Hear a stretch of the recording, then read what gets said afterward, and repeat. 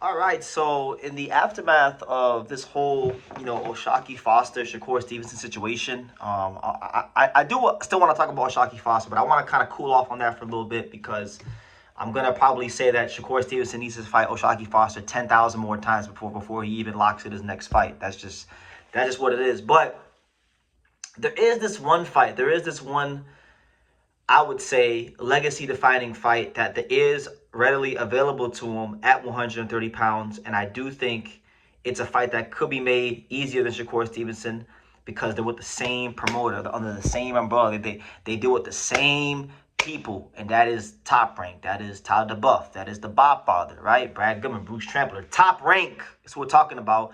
And we're talking about Oshaki Foster, potentially being in a unification fight, a legacy-defining unification fight at that, against none other than Emanuel Vaquero Navarrete. That's a WBC. It's actually a three-belt unification because I keep forgetting that Vaquero beat up on my boy Eduardo Sugar Nunez, and he's actually unified champion right now. So you're talking about, the WBO, the IBF, and the WBC all being on the line for that fight, and even more than that, when you look at stylistically, you couldn't find two more different fighters in the sport. You got Shock Foster, who, in my humble opinion, from where I'm sitting, I think he's one of the best fighters, one of the best outside fighters in the world when it comes to range, when it comes to boxing at range, things like that, fighting and using your range. I think he's one of the best in the business. And I will use the E word. I will say he is elite. I feel like he's on that elite level when it comes to that. A lot of people don't like to do that, especially now because he's being linked to Shakur, and we got a lot of, parasocial boxing fans that don't like giving guys their flowers and they just do.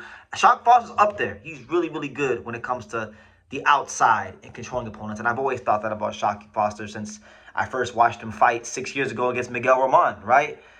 Um, that's one side of the spectrum. The other side of the spectrum is, Emmanuel Vaquero Navarrete. A guy that gets away with so much stuff, gets away with so many things that you would never like. If you had a kid and your kid was boxing, you would never tell your kid to box like him because he fights like a drunk uncle at a quinceañera who got problems with the other drunk uncles at the quinceañera. He's that kind of fighter.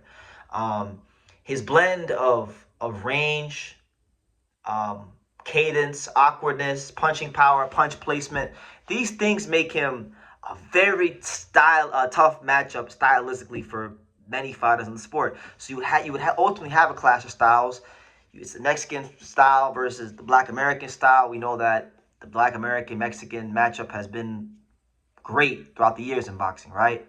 So that being said, I genuinely feel like this is apart from Shakur, this is the fight out there for Shock Foster to make.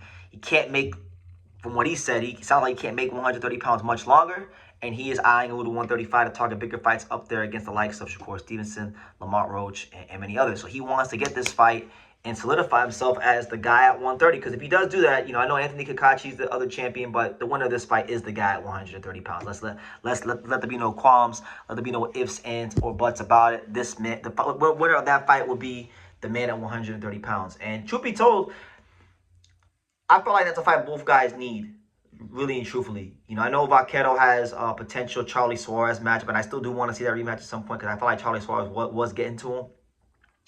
And I know Oshaki has this core fight, which I definitely want to see as well. But these guys, I do think, need each other. These guys have both been champion for a while now.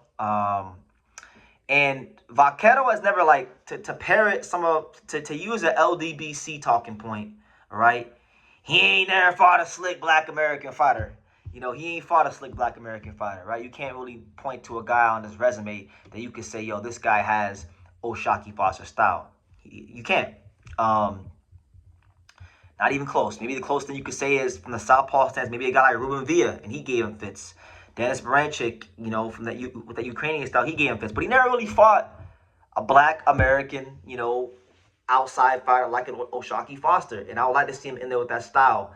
But you could say, what you could say for Oshaki Foster, although Vaquero's style is unique, he's fought some Mexican fighters that come downhill, and he's had some problems. Like Rocky Hernandez will definitely qualify as such. Miguel Roman would definitely qualify as such. He's fought some guys that obviously don't fight like Vaquero, but have some of those similarities. So I think it's a legacy fight. I do think both guys do need each other, and I think it's the easiest fight for them to make, you know, in terms of big fights in and around the weight classes. So, yeah, why not? Why not? You know, you got one guy on Vaquero who is on the pound-for-pound list currently. You got Shaquie Foster, who I think is teetering right there on the cusp, on the brink of breaking the pound-for-pound list. That fight right there is going to fully solidify the winner as a pound-for-pound top 10 fighter, I think. I think for sure. And for Shaquie Foster, like, this fight definitely, I think, would make him would really test him. He would have to probably exercise some of those demons from the Rocky Hernandez fight, which, you know, he got out. It produced a great moment in the 12th round, and he was down on the cards, and he had to dig deep. But Vaquero's a better fighter than Rocky Hernandez. He's a guy that I think presents more difficulty stylistically than Rocky Hernandez because of his range. Remember, people forget Vaquero is very rangy. He actually has the same reach as Shaquie Foster. Shaquie Foster is about 1.5 inches taller, but they're both pushing the 72-inch reach. So it's not just the punching power, it's not just the volume, but it's also that range. A lot of people get in there and they don't realize how rangy he is, and that's actually what makes him so effective and so dangerous. So, you know, obviously he doesn't box like Shaq. He's not gonna probe and fight in a traditional rangy way, but that range can give people problems when he starts turning the volume up on you and he's throwing from awkward angles and things like that. So that's why I think Shaquie could get in trouble, because Shaquie is so good at controlling the outside against fighters that sometimes he could let moments in fights pass him by, which is why he lost the first Consensual fight. You understand? So yeah, this is a banger fight, and I'm praying, I'm crossing my fingers. You know, obviously I want the Shakur fight. But if it can't get done, then this is a fight that if it gets made, I'll be at this fight 100%, because it's one of them kind of fights. It's one of those fights that really, like I always tell you guys, every year in boxing, there's about maybe 5 to 7 fights a year that I get really up for. You know, all the other fights are just fights that I'm covering for the sake of this channel and for the sake of this journey covering boxing on YouTube. It's my job. But that's one of them fights where, like, I'm going to be up for it, because those are two of the just most awesome fighters you could find in and around those weights, and it'll be a real tug of war for who's going to impose the will on that fight, and I would love it. So why not? They're both similar, same range, same promotional company, damn near the same age, same weight class, 3-belt unification fight. I just don't see why it can't happen. So I know Shaquie Foster's pushed for it.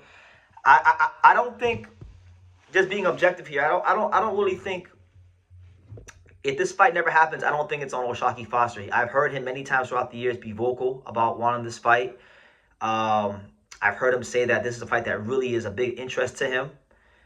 It's really been more so the Navarrete side, you know.